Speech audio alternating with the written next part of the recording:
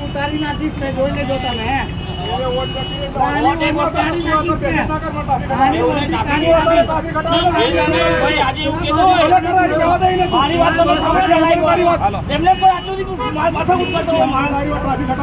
એવું ના હોય તમારી કોઈ અપેક્ષા થોડી છે કોઈને માર્યો છે તો જ આવું કરે છત્રી ના તમે વિડીયો ના ઉતારશો સાચી વાત છે તો વિડીયો ના ઉતારો બાકી તમારું મેં વિડીયો